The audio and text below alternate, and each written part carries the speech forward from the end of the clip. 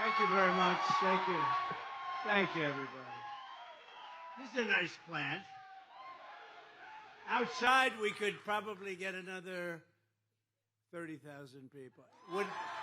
Would anybody like to give up their position? No? I've never had anyone say yes. Someday we're going to meet somebody that says yes. Hello, Wisconsin. It's great to be back in this beautiful state with thousands of hardworking, great American patriots. We appreciate it, too. And, you know, we were up here on Saturday. We had a group, Tommy, I think it was maybe 50 or 60,000 people. And because we were not afforded the luxury of having enough security not because of Secret Service, but because of Washington, I spoke in front of about 700 people, and 50 or 60,000 people weren't able to see. And I think they still love me, but we have to make sure. We have to make sure. And you know what that was? That was the political opponent saying, we don't want him to have a crowd like that.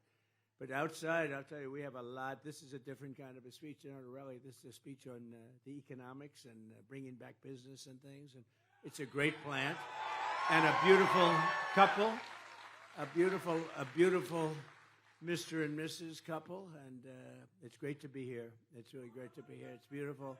I want to thank Troy Berg and everyone at Dane Manufacturing for hosting us. Thank you, Troy. Where is Troy? Where is he? What a beautiful couple that is. More importantly, I'd like to thank you. That's great. Thank you both very much. Appreciate it. Is he a great owner? Great owner, great everything, right? And what was the 16 all about? Oh, 16. Whoa, he's better looking than you, Troy. That's good. That's great. Thank you very much, everybody. Let me begin by sending our love to every family that has been affected by the Hurricane Helene. I witnessed the damage firsthand yesterday in Georgia, and as you know, North Carolina was just devastated. We can't even get in. They don't have communication. They don't have anything. Towns were flooded. Asheville is, as you know, totally underwater, big place. Massive numbers of lives were lost yesterday, the day before yesterday, and still counting. I have a lot of missing people. The people living in western North Carolina, incredible patriots. They really are. I know that area well, and they're still suffering immensely, and we need to help them, and we are going to help them as citizens in Alabama, Tennessee, Virginia, and a couple of other places got a little hit, but in particular these places, and Georgia was hit very, very hard. But I want to thank Elon Musk for responding to my request that Starlink be provided to North Carolina. You know, and the lines were all down. They had no communication. You couldn't get to North Carolina, the area that was hit. And they were all saying, does anybody know Elon Musk? I said, yeah, I do. I raised my hand. They asked a question. I said, yeah, I know. I said, what's the problem? They said, do you think you could get him to get Starlink, which is amazing stuff, right? Starlink. And I said, I don't know too much about Starlink, but if you want it, we can get it. I called Elon, and they had so many people over there, Tommy. They had so many people over there so quickly, and they have great communication now. But, I mean, it's a terrible. But thank you, Elon, and because of you, they're in really great shape now from the standpoint of emergency needs. And we're going to be going there on Friday. I hope we can get in because it's tough. It's really bad. One of the worst, they say one of the worst hurricanes, maybe the worst hurricane they've ever seen. Some people that have done this for 25 years said that was the worst they've ever seen because of the water. The water was the big one. They had big winds, but the water was the big damage. It just went over the top of houses, if you can believe. Houses. And people went up to the second floor for safety, and literally the water went over the house. But we mourn all of our fellow citizens who have lost their lives, and we're keeping their families in our hearts, and we'll continue to work with them. But praise be to God. I tell you, it's really incredible. And then on top of that, as you know, the world right now is spiraling out of control. You might not have seen what's happened because it was a few hours ago. A lot of people were here. There's so many people outside. which we appreciate. But a lot of people were here a short time ago. Iran launched 181 ballistic missiles at Israel, and I've been talking about World War III for a long time, and I don't want to make predictions because the predictions always come true. We're not going to make, but they are very close to global catastrophe. We have a non-existent president and a non-existent vice president who should be in charge, but nobody knows what's going on. She was at a fundraiser in San Francisco, a city that she totally destroyed, by the way. San Francisco was the best city in the country maybe 20 years ago, and today you can't even go there. You can't even live there. And I speak against myself because I own property there. I shouldn't be saying that. I should say it's the greatest place in the world. Let's sell my property. But I say it's, I don't know, maybe it stages a comeback, but it's literally not livable. And 20 years ago, it was the best city in the country, probably one of the best cities anywhere in the world. But she was caught yesterday on an airplane staging a fake photo op. Did you see that with the telephone? The only problem is she didn't have the phone plugged in. She was talking. She's talking on the phone. The phone is not plugged in. She's talking like she's working. I'm working so hard. Oh, boy, what a group. What a group.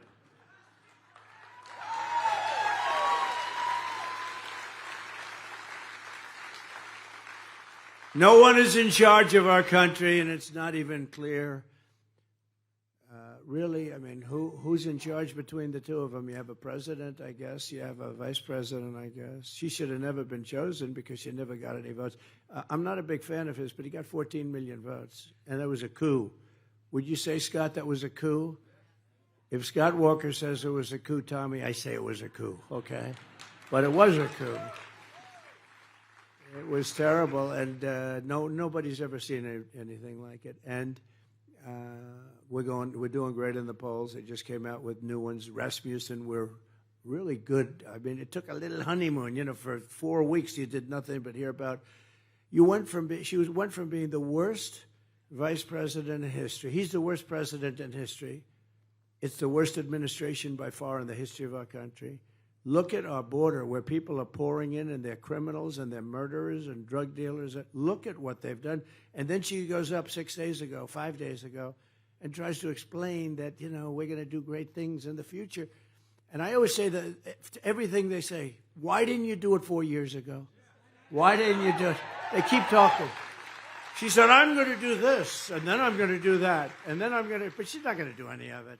They're incompetent. We can't have another 4 years. We can't have another 4 years of what we went through. It's embarrassing. The whole world is laughing at us. That's why Israel was under attack just a little while ago, because they don't respect our country anymore. The so-called enemy doesn't respect our country any longer. They don't. And, you'll get it back soon, I hope. Thank you. Whoever that is. Who is that person? Who said that? Thank you. Thank you very much. That's very nice. Even though she disturbed my chain of thought. That kind of a disturbance we don't mind, right? But when I was president, Iran was in total check. The Iranians were starved for cash. Nobody was buying their oil. And they were ready to make a deal. They wanted to make a deal. They wanted to do something. And terrible thing. We got more votes in the second election, as you know. We had 2016, 2020. We got millions and millions more votes the second time. And they missed by just a little sliver, right? Somebody said like 19,000 votes. It's just a disgrace. They're not going to be able to do that a second time. They're not going to be able to do that a second time. Joe Biden and Kamala Harris made Iran rich in a very short period of 3.5 years. They have $300 billion now. They're rich. I mean, they pay $6 billion every time they have if they have somebody that was kidnapped. It's always $6 billion. Who ever heard of that? Somebody else gets like $4,000. How much you want? Give me $2,000. You have anything? $6 billion. It's always $6 billion. With Russia, it was $6 billion. And they also got back their spy, the greatest spy, they say perhaps. He was a spy, but he was really more of an arms merchant. And the greatest arms merchant, the greatest buyer of military equipment, they say, anywhere at any time, They got him back, but we got our basketball player back. That was the trend. Well, that is true. She used to tie her sneakers during the national anthem, right? And we got her back, and they got the best.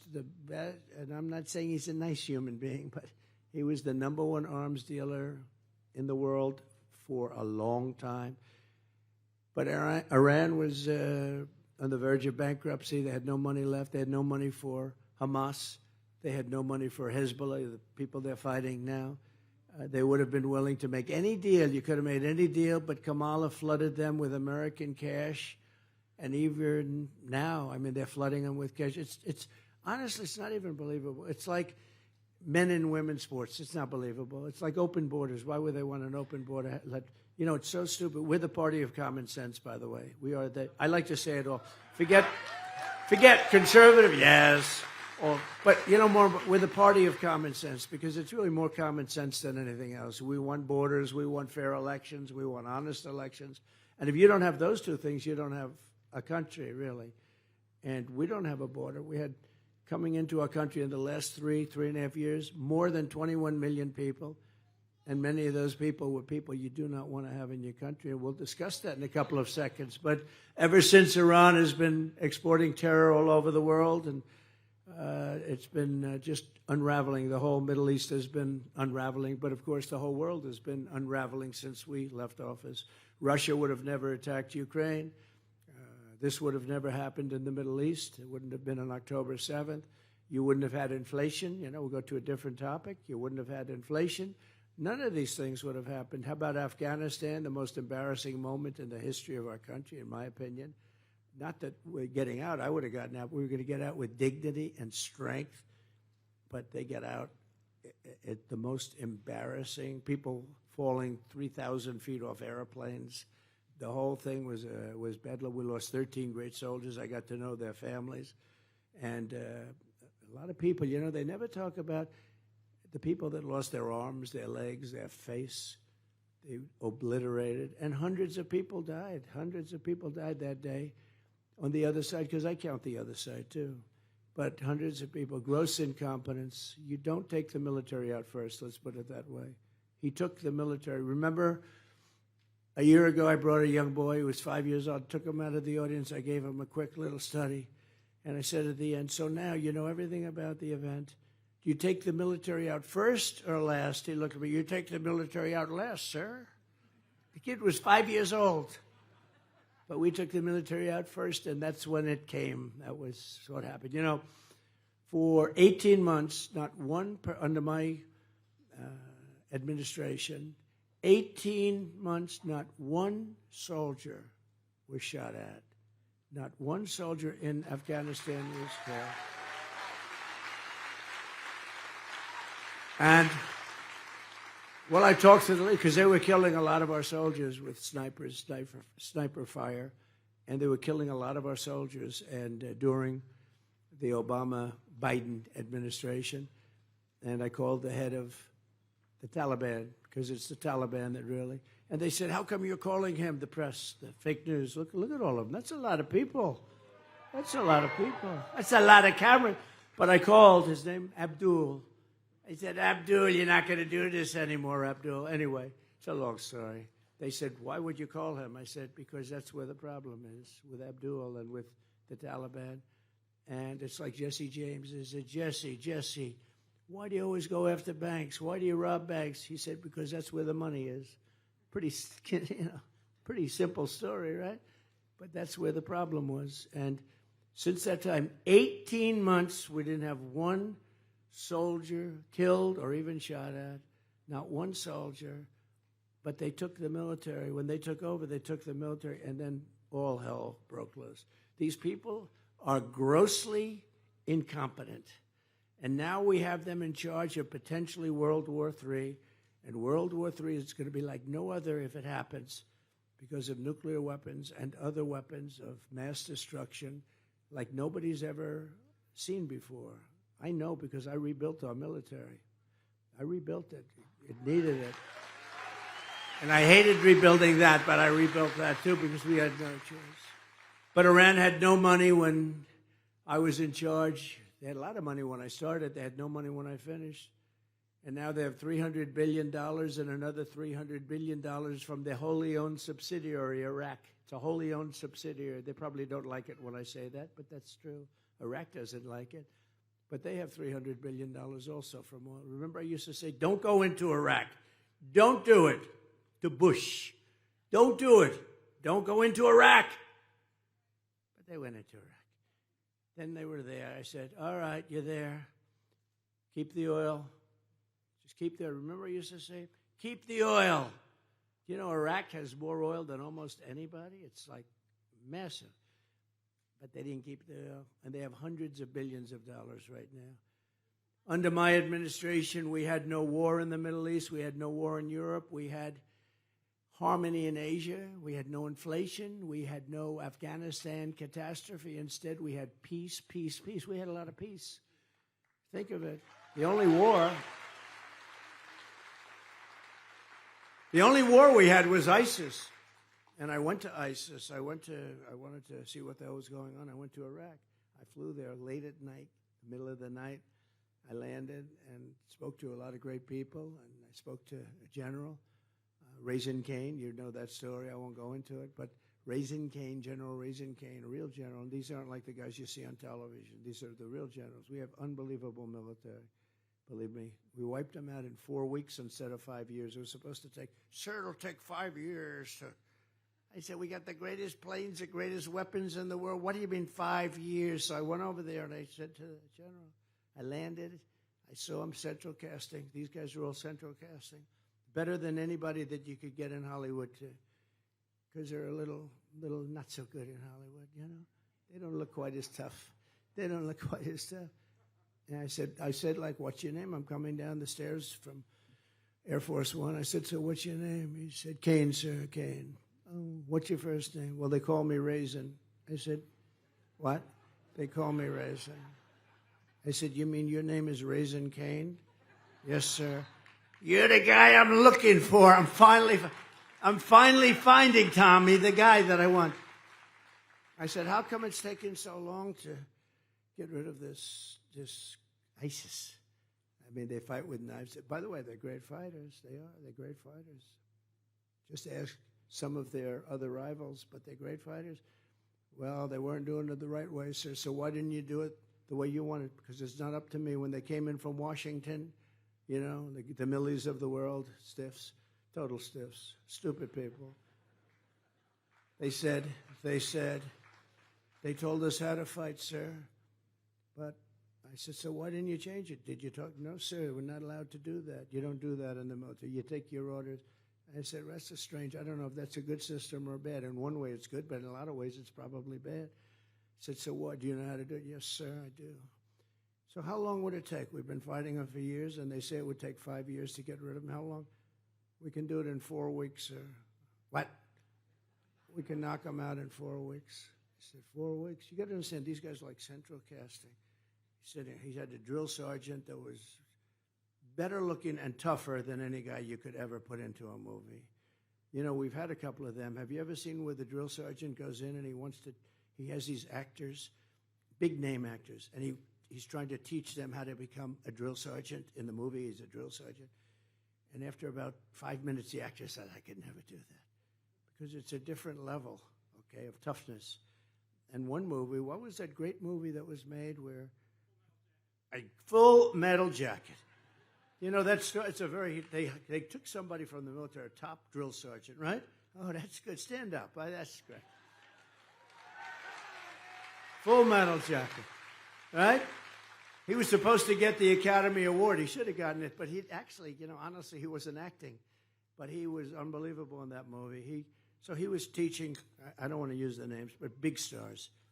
And they couldn't, they were really bad. And then one of the producers came in from one of the big studios, MGM, whatever it was, and he saw this guy saying, do it this way, and he's screaming like crazy. They right in the guy's face this far. And he said, I don't think any actor can do that. Anyway, they end up hiring the guy that was supposed to teach. He went through 5 actors, and every one of them was weak and not believable. And he went through 5, and then the guy sees it. he said, maybe we could get this guy, but nobody ever heard of him. He was in the military. And it ended up to be one of the greatest movies because of him, largely because of him. And he was supposed to get the Academy Award, but they didn't, because he wasn't part of the establishment, to put it mildly, right? But he was great. How good was that movie, right? Doesn't get too much better. That's great. I like that. But now we go in, and he says to me, 4 weeks, sir. I said, 4 weeks? We've been fighting for years, like what, 20 years? He said, no, we can do it. Why is it that it was so bad? Well, sir, they wanted to all leave from this major base, but we're very far away. By the time the planes got there, they had to come back. Refueling them was tough, but they had to really come back, so they'd be over there for about